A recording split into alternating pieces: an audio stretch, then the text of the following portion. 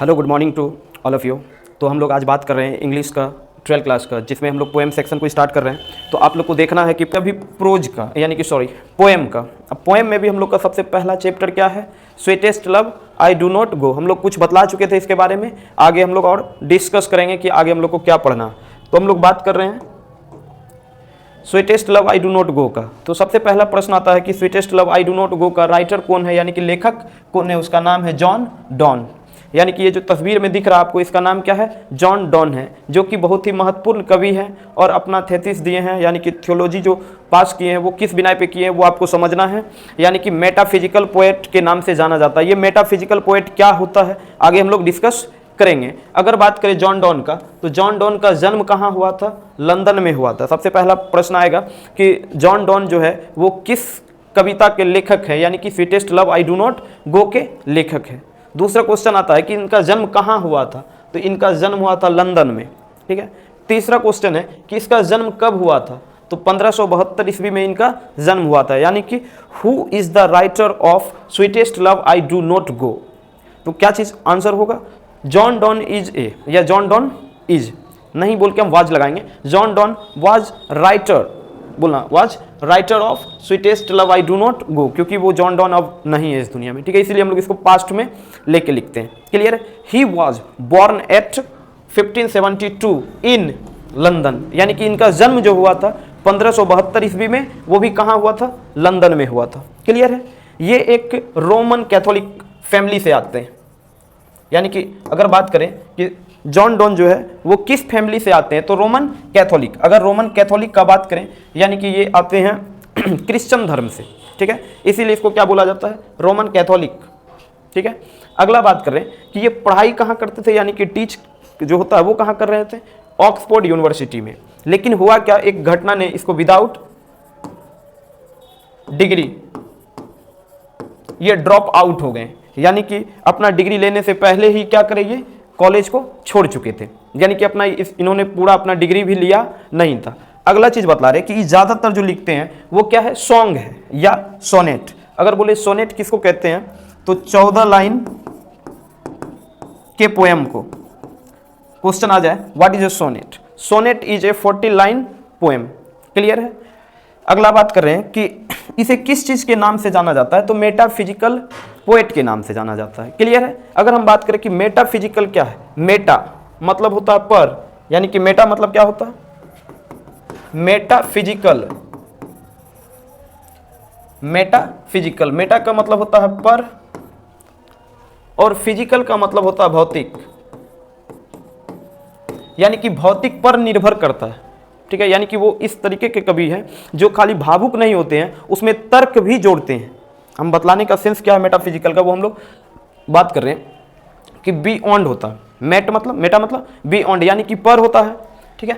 Physical का मतलब भौतिक होता है, यानी कि भौतिक जो होता है रूप, उस पर ये क्या करते हैं, ज़्यादा तवज्जो देते हैं। अगला बात कर रहे हैं कि ये अलग अलग चीज़ों के बीच में तुलना करने का काम करते हैं, यानी कि लड़का हो या लड़की हो, इसके ऊपर में तुलना करने का काम करते हैं ये कवि, ठीक है। इसीलिए इसको बोलते हैं क्या है, प्रेमी और प्रेमिकाओं के बारे में क्या करते हैं, कंपेरिजन करते हैं, यानी कि तुलना करते हैं। क्लियर है। हम लोग बात कर रहे हैं मेटाफिजिकल का। मेटाफिजिकल का मतलब क्या होता है, तुलना करना, यानी कि एक दूसरे से वो तुलना करते हैं ज़्यादा अपने पोएम में। क्लियर है ना। और क्या चीज़, भावना से ज़्यादा ये क्या है, बुद्धि और तर्क का प्रयोग करते हैं। यानी मेटाफिजिकल जो कवि होते हैं वो अपने भावना को केवल नहीं व्यक्त करते हैं, अपने बुद्धि और क्या चीज़, तर्क का भी इस्तेमाल करके नए नए पोएम को लिखते हैं। क्लियर है। अगला क्या चीज़ है, ये ज़्यादा जो है प्रेम, धर्म और मृत्यु या अस्तित्व जैसे गहरे विषय पर लिखते हैं। यानी कि वे कवि जो किसके बारे में लिखे, प्रेम के बारे में लिखे, या धर्म के बारे में लिखे, या मृत्यु के बारे में लिखे, या अस्तित्व जैसे गहरे विषयों के बारे में लिखे, उसे क्या कहते हैं, मेटाफिजिकल पोएट कहते हैं। जैसे में जॉन डॉन है जो कि अपने पत्नी को यानी कि प्रेमिका को समझा रहा है। इस कहानी में हम लोग आगे पढ़ते हैं। समझना, ये पोएम जो है बहुत पहले लिखा गया था, जिसकी वजह से इसमें वर्ड जो है ज़्यादा ओल्ड इंग्लिश से लिया गया, और हम लोग मॉडर्न पढ़ रहे हैं, तो इसी वजह से कुछ वर्ड है वो हम लोग को समझना है। जैसे यहाँ लिखा हुआ गोन, ठीक है, गो होता है मतलब जाना, ठीक है। मी देखना, इसमें ई लगा हुआ मी मुझे होता है, सन। अब सन जो होता है इस तरीके से लिखा होता है, पहले सन उस तरीके से लिखा हुआ था, मतलब सूर्य होता है। फियर, फियर का स्पेलिंग चेंज होके FEAR हो गया, फियर, फियर मतलब डर होता है। ही पहले जमाने में लिखा जाता था HEE ही, अब लिखा जाता है ही मतलब वह होता है। क्लियर है। जैसे में हम बतला रहे वी पहले WEEV था, लेकिन उसको चेंज करके मॉडर्न इंग्लिश में WEV किया गया, जिसका मतलब होता है हम लोग। क्लियर है ना।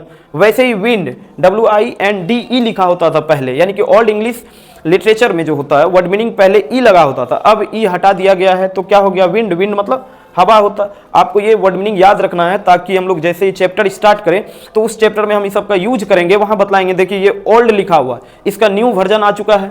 क्लियर है, हर चीज का न्यू वर्जन आता है।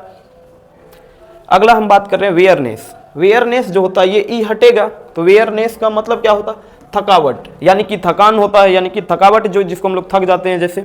अगला हम बोलते हैं सेल्फ। सेल्फ में ई हटेगा क्योंकि पुराना इंग्लिश है, न्यू इंग्लिश में होता है सेल्फ, जिसका मतलब होता है स्वयं या खुद। अगला है बिलीव। बिलीव का स्पेलिंग देखना, गलत नहीं है ये एक बात याद रखना, अगर बात लग रहा है कि गलत है तो ऐसा कुछ नहीं है। ये पहले जमाने के इंग्लिश में जो था, आज से करीब 17वीं शताब्दी में या 18वीं शताब्दी में, पहले अलग वर्ड मीनिंग यूज होता था, धीरे धीरे अपने अनुसार बदलते गया ताकि सहूलियत प्रदान हो सके, इंसान को जो है जितना सुविधा खोज सके उसके अनुसार वो चेंज हुआ। तो बिलीव, बिलीव का मतलब होता है विश्वास करना या विश्वास मानना। ठीक है। हेट, HATH, हेट मतलब अब जो है उसका मीनिंग होता है हैज। हैज मतलब होता है पास होना या रखना, पास में रखना। जैसे बोलता आई हैव ए कार, मेरे पास एक क्या है, कार है, यानी कि पास होता है। हैज और हैव का प्रयोग किया जाता है, वो ट्रांसलेशन में हम लोग समझते हैं। एड, एड में ई नहीं लगता है, एड मतलब होता है जोड़ना। ज्वाइन, ज्वाइन का ज्वाय जो था वो ज्वाइन बना, यानी कि शामिल होना। ठीक है। सोल, सोल का मतलब होता है आत्मा, ई हट चुका है, सोल, सोल का मतलब आत्मा होता है। THEE, दी, THEE दी, जो कि ये वर्ड मीनिंग अब चेंज हो चुका है, जिसका मतलब होता है यू, यानी कि तुम्हें या तुम, तुम्हें या तुम का प्रयोग किया जाता है। ये थोड़ा सा कुछ ओल्ड इंग्लिश लिटरेचर में वर्ड था, जिसको चेंज करके न्यू लिटरेचर यानी कि मॉडर्न लिटरेचर में हम लोग इसको चेंज करके पढ़ते हैं। अगला वर्ड मीनिंग देखना क्या है, डाई। डाई पहले स्पेलिंग अलग था, DYE डाई, अब लेकिन स्पेलिंग चेंज हो चुका है, DIE डाई। डाई मतलब मरना होता है या मृत्यु होता है। हाफ, HALFE, पहले था हाफ क्या चीज, HEALFE हाफ, लेकिन इस ई को हटाकर हाफ बनाया गया। इस हाफ का मतलब होता है आधा, यानी किसी का आधा करते हैं तो हाफ होता है। क्लियर है। अगला है जर्नी। वो पुराने इंग्लिश लिटरेचर में अलग था और न्यू में अलग है, जिसका मतलब होता है हम लोगों का यात्रा या सफ़र, यानी कि हम लोग जब यात्रा करते हैं या सफ़र करते हैं उसके लिए यूज किया जाता है। ठीक है। अगला हम लोग चलते हैं आवर। आवर जो होता है पहले स्पेलिंग अलग था, अब अलग है, HOUR आवर। आवर मतलब होता है घंटा, यानी कि समय का बात किया जा रहा। अगला है द्यू। द्यू जो होता है, यानी कि यू को ही पहले हम द्यू पढ़ते थे, यानी कि पहले कहीं पे द्यू लिखा हुआ था तो इसका मतलब है क्या, यू लिखा हुआ। यू मतलब तुम होता है। क्लियर है। विप्स, विप्स मतलब वीप, वीप मतलब रोना होता है, वीप मतलब रोना। ये सब क्या है, ओल्ड इंग्लिश लिटरेचर का वर्ड है, जो कि मॉडर्न इंग्लिश लिटरेचर में अलग होता है। तो हमको समझना क्या है, फर्स्ट स्टेंजा समझना है, धीरे धीरे पूरे स्टेंजा को हम लोग समझेंगे, क्योंकि इंग्लिश में होता है लाइन बाय लाइन आता है क्वेश्चन, लाइन बाय लाइन आता है, तो हम लोग को लाइन बाय लाइन समझना होगा ताकि हम लोग समरी लिख सके। तो पहला स्टेंजा क्या है, sweetest love I do not go. पहला स्टेंजा क्या है वो समझना है, sweetest love I do not go for weariness of the. ठीक है। यहां से हम लोग को समझना है कि स्वीटेस्ट लव जो है वो क्या है, एक एफेक्सिनेट वर्ड है या एक एफेक्सिनेट क्या चीज है, एक्सप्रेशन है। यानी कि कवि जो है अपनी पत्नी को डायरेक्ट बोलता है क्या चीज, स्वीटेस्ट लव, यानी कि उसको मोहित करने के लिए कवि सोचता है कि अपनी पत्नी को कौन ऐसा शब्द बोले जिससे क्या हो सके, वो मोहित हो सके। क्लियर है। तो हम लोग लाइन बाय लाइन समझते हैं क्या चीज। जैसे ही बोला स्वीटेस्ट लव, इसका मतलब क्या है, मेरी प्रियतमा, मेरी प्रियतमा। आई डू नॉट गो, यानी कि मुझे इसलिए नहीं जा रहा हूं, मैं इसलिए नहीं जा रहा हूं। क्यों नहीं जा रहा वो आगे बात कर रहे हैं। यहां पे सबसे अच्छा बात बोला गया है, एफेक्सिनेट एड्रेस किया। वो कवि जो है, पोएट जो है, यानी कि जॉन डोन जो है, एक एफेक्सिनेट एड्रेस किया इस वर्ड को, ये जो एक्सप्रेशन है sweetest love I do not go, to comfort his beloved, अपनी बिलव्ड यानी कि अपनी अर्धांगिनी के लिए क्या किया गया है, एक वर्ड यूज किया है, he want to clarify right at beginning that his departure is only temporary not permanent goodbye, यानी कि ये पहले ही बोल दिया, O sweetest love I do not go, यानी कि O sweetest love I do not go, मैं नहीं जा रहा हूं, यानी कि मेरा जो अलगाव है शुरू में वो क्या है, टेम्पोररी है, यानी कि छंद भर के लिए है, तनिक समय के लिए है, पूरा परमानेंट नहीं, यानी कि मैं परमानेंट नहीं जा रहा हूं, यानी कि मैं मर नहीं रहा हूं, अभी फिलहाल के लिए मैं क्या कर रहा हूं, डिपार्चर कर रहा हूं, अलग हो रहा हूं। ठीक है, आगे बोलता फॉर वियरनेस ऑफ द, आप लोग को हिंदी समझ के पढ़ लेना है, ठीक है, आप लोग खुद पढ़ सकते हैं, ठीक है, वो स्क्रीनशॉट करके या वीडियो पॉज करके हिंदी को पढ़ के आप लोग समझ सकते हैं। फॉर वियरनेस ऑफ दी, यहाँ पे बोलता है क्या, वियरनेस, वियरनेस का मतलब क्या होता है आप लोग को पहले ही बतला चुके हैं, वियरनेस देख लीजिए आप यहाँ से, हम लोग इसीलिए यहाँ पे वर्ड मीनिंग लिख चुके हैं। वियरनेस ये पहले का है, फिर न्यू इंग्लिश में, फिर इसका मतलब क्या होता है, थकावट होता है, यानी कि थकान होता है, तो बोलता है क्या कि मैं थका नहीं हूँ। दी, दी का मतलब होता है यू, दी का मतलब यू, यानी कि तुमसे थका नहीं हूँ। पहला लाइन समझ में आया, sweetest love I do not गो, सबसे पहले कवि जो है अपनी पत्नी को एफेक्सिनेट करता है, जैसे हम भी हैं, अपनी माँ को बोलते हो प्यारी माँ मेरे लिए खाना लाओ, ये बहन को बोलते हो, कुछ नाम दे देते हो, या कोई बच्चे का अपने से नाम देते हो, तो वैसे ही कवि अपनी पत्नी को थोड़ा सा मोहित करने के लिए एक क्या चीज़ है, एक्सप्रेशन बतलाया है, जिसको बोलता है स्वीटेस्ट लव। क्लियर है, और उसी में बोलता है कि मैं इसलिए नहीं जा रहा हूँ कि मैं तुमसे क्या हो चुका हूँ, थक गया हूँ। दी मतलब क्या होता है, यू, यानी कि तुम या तुमसे हम थके नहीं। क्लियर है, nor in the hope the world can show, nor मतलब नहीं होता है, होप मतलब आशा, यानी कि वो जान रहा है कि हमको आशा भी नहीं है कि वर्ल्ड मतलब दुनिया कैन सो दिखाएगी, दिखा सकती कौन चीज, ए फीटर लव फॉर मी, मेरे लिए क्या है, कोई भी दुनिया में कोई फीटर लव मुझे तुम्हारे जैसा दे नहीं सकता। ये कभी कह रहा है अपनी पत्नी को कि आपके जैसा कोई भी, क्या बोल रहे, nor in the hope the world can show, यानी कि और ना ही इस उम्मीद में कि यह दुनिया मुझे क्या है दिखा सकेगी, कुछ भी नहीं दिखा सकेगी, क्या मेरे लिए कोई बेहतर प्यार, यानी कि इस दुनिया में मेरी पत्नी के अलावा हमको बेहतर प्यार कोई कर नहीं सकता। क्लियर है, या मेरी माँ के जैसा कोई दुनिया में प्यार कर नहीं सकता, क्योंकि वो मेरे लिए क्या है, फीटर लव है, यानी कि उससे बेहतर प्यार देने वाला कोई नहीं। अगर बात करें फीटर लव क्या है, यानी कि वैसा बेहतर प्यार कोई ना दे सके, अगर कोई दे दे तो फिर वो फीटर लव नहीं है। ठीक है, यानी किसी से अब अलग होने का मन नहीं होगा, ठीक है, उस लव को छोड़ने का मन, एहसास नहीं होगा। तो यहाँ कहता है ही इज टेलिंग हर, यानी कि वो जो कवि है वो अपनी पत्नी को कह रहा, क्या कह रहा, that he is not going out on a quest to find something, यानी कि वो पत्नी को कह रहा मैं इसलिए नहीं जा रहा हूं कि कुछ हमें क्या है बेहतर मिलेगा, कुछ ढूंढने के लिए, यानी कि बेहतर प्यार को ढूंढने के लिए वो जा नहीं रहा। ही is not looking for a more एग्जैक्टिंग life और बेटर अपॉर्चुनिटीज इज वेयर, यानी कि इल्स वेयर जो है वो कभी भी जो है दूसरे लव के लिए, यानी कि बेटर अपॉर्चुनिटी के लिए ढूंढने के लिए वो जा नहीं रहा। He assures her that no one in the world can replace her, अगर मैं किसी से प्यार करता हूं तो उसका जगह कोई ले नहीं सकता। हाँ, अगर उसका जगह कोई ले रहा है इसका मतलब वो लव नहीं, वो फीटर लव है ही नहीं, वो फेक लव है। वो फेक लव क्या है, हमेशा कोई ना कोई रिप्लेस होते रहता, लेकिन एक फीटर लव होता है जो कि कभी रिप्लेस होता नहीं है। फीटर लव ये चीज है। फीटर लव इम्फेसाइज या implies a person who match him better than she does, यानी कि वो जो भी चाहता उससे भी ज्यादा क्या है बेहतर लव करने वाले को क्या कहते, फीटर लव कहते, जो निस्वार्थ क्या करे, प्यार करे। यानी कि तुम्हारे भी लाइफ में या मेरे भी लाइफ में और सबके लाइफ में एक लव होता है जो निस्वार्थ क्या करता है, प्यार करता है। क्या माँ को कोई अपेक्षा है कि मेरा बेटा वो प्यार करेगा या नहीं करेगा, या घर में रखेगा या नहीं रखेगा, खाना देगा या नहीं देगा, लेकिन फिर भी माँ क्या है अपने बच्चे को क्या करती है, प्यार करती है, निस्वार्थ होकर प्यार करती है।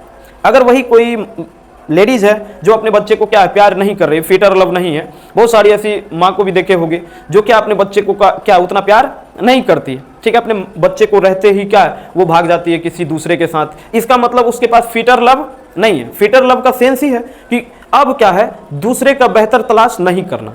फीटर लव का सेंस क्या, जो दूसरे का बेहतर वो खोजना नहीं है कि कोई लड़की हमको प्यार करेगी या कोई मर्द हमको या कोई जेंट्स हमको प्यार करेगा, कोई लड़का प्यार करेगा, वो कुछ नहीं, जो मेरा है वो मेरा ही है, वो बेहतर है मेरे लिए। तो ये फीटर लव कहने का sense. He confirms that for him he is not perfect match, अगर वो चेंज होता है, अगर कंफर्म है कि वो चेंज हो रहा है, तो वो फिर परफेक्ट मैच नहीं है। And he is not searching for a better partner, अगर वो अच्छा है, अगर वो फिटर लव है, तो वो बेटर पार्टनर को कभी बोलो सर्च नहीं कर सकता। अगर कर रहा है इसका मतलब वो लव नहीं है, वो क्या है, फेक लव है। हम लोग चलेंगे अब दूसरे स्टेंजा के बारे में, उससे पहले हम लोग समरी समझते हैं फर्स्ट स्टेंजा का, सबसे इंपॉर्टेंट है, क्योंकि हम लोग को समरी जो आता है लाइन बाय लाइन आता है लिखने के लिए। हम लोग बतलाएंगे कि किस तरीके से हम लोग को समरी लिखना है। तो इन दिस लाइन बोलना, इन दिस लाइन यानी कि इस लाइन में, पहले स्टेंजा में, John Donne is a preparing to go on a journey, यानी कि क्या है, कभी जो है वो तैयारी कर रहा है, कहाँ, यात्रा शुरू करने के लिए, जाने के लिए, यात्रा पर जाने के लिए वो क्या कर रहा है, तैयारी कर रहा है। His beloved is sad and worried about his departure, और उसकी पत्नी जो है वो क्या है, गम में है। उसकी पत्नी क्या है, गम में है। क्यों गम में है, क्योंकि वो सोच रहा है क्या, कि उससे अलगाव हो रहा है, यानी कि वो जो सोच रहा है कि उससे दूरी जा रहा है, क्या चीज, उसका पति जो है, उसका हस्बैंड जो यानी कि कवि जो है वो दूर जा रहा है, इस वजह से वो क्या है, परेशान है उसकी पत्नी। क्लियर है। टू स्मूथ हर्ट, स्मूथ होना चाहिए, smooth, to smooth her heart, he explained that his reason for living is neither worried nor the search for a new lover, और वो न्यू लवर को ढूंढ भी नहीं रहा। यानी कि वो एक्सप्लेन करता है, कभी जो है एक्सप्लेन करता है क्या चीज, that his reason for living is neither, कभी भी उसका रीजन जो है ना ही बोर्ड है, बोर्ड मतलब क्या हो जाना, उब जाना, bore, NOR the search for a new lover, और दूसरा क्या है कि वो न्यू लवर को भी ढूंढ नहीं रहा। कभी एक्सप्लेन करता है, क्या एक्सप्लेन करता है, कि वो जो है इसलिए नहीं छोड़ रहा है कि उसको क्या हो गया, उससे बोर हो चुका है, या कोई न्यू लव को खोज रहा, वो दो कारण नहीं है। ही सिंपली वांट टू टेस्ट, वो सिर्फ क्या है, टेस्ट करता है, हिज स्ट्रेंथ यानी कि अपनी पत्नी के सामर्थ्य को क्या कर रहा है, चेक कर रहा है। कभी क्या कर रहा है, अपनी पत्नी की सामर्थ्य को चेक कर रहा है। And practice being a part, और अलग होने का क्या कर रहा है, एक प्रैक्टिस कर रहा है। As death will eventually separate them one day, वो जानता है कि एक दिन क्या होगा, हम सबका अलगाव हो जाएगा मरने के बाद, तो उससे पहले वो क्या है, अलग होकर अपनी पत्नी के साथ प्रैक्टिस कर रहा है कि किस तरीके से अलग होता है। यानी कि कभी इस पंक्तियों के माध्यम से, कभी अपनी प्रेमिका के मन से क्या है, असुरक्षा, अपनी पत्नी के मन से असुरक्षा को दूर करना चाहता है। क्या करना चाहता है, दूर करना चाहता है, और वह उसे यकीन दिला रहा है कि वो ना तो उससे उब गया है, यानी कि बोर भी नहीं हुआ, यहाँ पे बोर होगा, बोर भी नहीं हुआ है, यानी कि उभा भी नहीं है, और ना ही किसी और की तलाश में है, यानी कि कोई दूसरे की तलाश में भी नहीं है। उसका यह सफर केवल एक छोटी सी जुदाई है, यानी कि उसका एक सफर जो है छोटी सी जुदाई है, जिससे वह मौत का अभ्यास कर रहा है, यानी कि प्रैक्टिस ऑफ डेथ कर रहा है, ताकि जब वह सच में मौत आए, यानी कि जब उसको क्या आए, मौत आए, तो वह एक दूसरे से अलग होने के लिए तैयार रहे, यानी कि रियल में अगर मौत आए तो उसको कोई ज्यादा परेशानी ना हो। ये फर्स्ट स्टेंजा के बारे में था। ठीक है, हम लोग अगले स्टेंजा के बारे में पढ़ते हैं, सेकेंड। आज ज़्यादा हम लोग नहीं पढ़ेंगे, थोड़ा थोड़ा पढ़ना है ज़्यादा, क्योंकि ज़्यादा समझना है, डीपली समझना है। ठीक है, तो दूसरा हम लोग स्टेंजा बात कर रहे हैं। But since that I must die at last tease waste, यानी कहने का सेंस है, कभी कह रहा है लेकिन चूंकि मैं, क्या बोल रहा है, बट मतलब लेकिन, सिंस दैट आई, चूंकि मैं, मस्ट डाई एट लास्ट, बोलना एक लास्ट में क्या होना है, मर जाना, टीज वेस्ट। ठीक है, टीज वेस्ट यकीनी तौर पे क्या करना है, मर जाना है। यानी कि इट्स का मतलब होता है it is, it is best, it is waste. Tease waste का सेंस क्या है, इट इज वेस्ट, यानी कि ये अच्छा है, तो समझना है। But since that I must die at last, चूंकि मैं एक दिन क्या करूंगा, मर जाऊंगा, अंत में क्या करेंगे हम लोग, मर जाएंगे। इट इज वेस्ट, अच्छा है कि पहले ही उसको क्या दे दे, शिक्षा दे दे। कभी कहता है the poet acknowledging the reality of human existence reality दिखलाता है ह्यूमन के अस्तित्व का, यानी कि मानव के अस्तित्व का क्या दिखलाता है, रियलिटी दिखलाता है। एंड मॉरलिटी, और कवि जो है वास्तविकता दिखला रहा है किसका, इंसान का, कि इंसान अमर नहीं है। यानी कि कवि कह रहा है कि इंसान जो है अमर नहीं है, वास्तविक में उनको मरना है। क्लियर है? तो अंत में मरना ही है, कवि कह रहा है अंत में मरना ही है, तो यह सबसे अच्छा है। It is best, it is best का सेंस क्या है, इट इज बेस्ट यानी कि अच्छा है। अगर पूछे कि डाई क्या है, तो ओल्ड इंग्लिश में था स्पेलिंग, अब डाई बन चुका है मरना। It is starting, starting date, since death is inevitable और and no one can live forever, कोई भी है सब दिन के लिए जिंदा नहीं रह सकता। It is best to prepare for it, ये अच्छा है कि उसके लिए पहले से ही क्या कर ले, तैयारी कर ले। यानी कि कवि जो है यहाँ डाई का सेंस कहता है मरना यानी मृत्यु, और टीज होता है इट इज। कवि कह रहा है कि चूंकि मौत निश्चित है तो क्यों ना उसका सामना करने की तैयारी कर ले। कवि कहना चाहता है कि मौत तो अवश्य आना है, तो आने से पहले उसकी तैयारी कर ले ताकि बाद में कोई तकलीफ ना हो। अगला देखते हैं हम लोग, स्टेंजा इसी का है। To use myself in jest, कि मैं खुद को क्या करता हूं, मजाक में या अभ्यास के तौर पर प्रस्तुत करता हूं। यानी कि अपनी पत्नी के सामने मरने का क्या करता है, प्रैक्टिस कर रहा है कि हम जा रहे हैं तो पत्नी को लगे क्या कि वो चला गया, यानी कि मरने का थोड़ा सा क्या प्रैक्टिस, टेम्पोररी अलगाव कर लिया, यानी कि डिपार्चर कर लिया, कि मैं खुद को मजाक के तौर पर इसका आदी बना लूं। यानी कि बार बार छोड़ के जाए तो पत्नी को एहसास हो कि वो कमाने के लिए गया है, वो मरा नहीं है। क्लियर है? अगला चीज करें, सेल्फ। सेल्फ का मतलब होता है स्वयं। आप लोग देखे होंगे सेल्फ लगा होता है, बाइक में लगा होता है, गाड़ी में लगा होता है। सेल्फ मतलब क्या होता है, प्रीटेंस, प्रीटेंस यानी कि मजाक। क्या बोल रहे हैं, सेल्फ का मतलब यहां क्या बोलता है, मजाक। He want to use this temporary separation, यानी कि क्या है, वो टेम्पोररी सेपरेशन को बतलाता है। As a way to practice, यानी कि वो क्या करना चाहता है, प्रैक्टिस करना चाहता है। बीइंग अवे फ्रॉम हर, उससे दूर रहने का प्रैक्टिस करता है। कभी जो होता है अपनी पत्नी से दूर रहने का क्या करता है, प्रैक्टिस करता है। He view this trip not as a permanent, और ये ट्रिप जो है यानी कि ये यात्रा जो है वो परमानेंट नहीं है, क्या है, टेम्पोररी। क्या टेम्पोररी है, गुड बाय, यानी कि फिर से आना है। अगर परमानेंट हो तो फिर से आ नहीं सकते हैं। क्लियर है ना? But as a trial run, और इसी वजह से वो क्या करता है, ट्रायल करता है, जिससे क्या हो, उसे उसकी पत्नी को एहसास नहीं हो कि उसके हस्बैंड को आखिर में हुआ क्या है, कहाँ गया है, उसका प्रैक्टिस पहले से कर लेता है।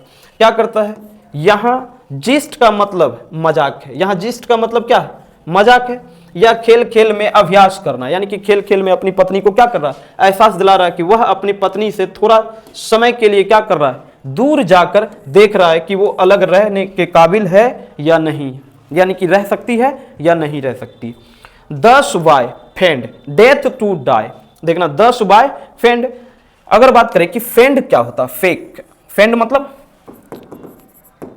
फेंड मतलब होता है फेक, और डेथ मतलब मरना, यानी कि फेक डेथ, फेक डेथ दिखलाता है। कभी क्या करता है, फेक डेथ दिखलाता है। वो क्या, अलग होकर के बोलता है क्या, फेंड मीन्स फेक।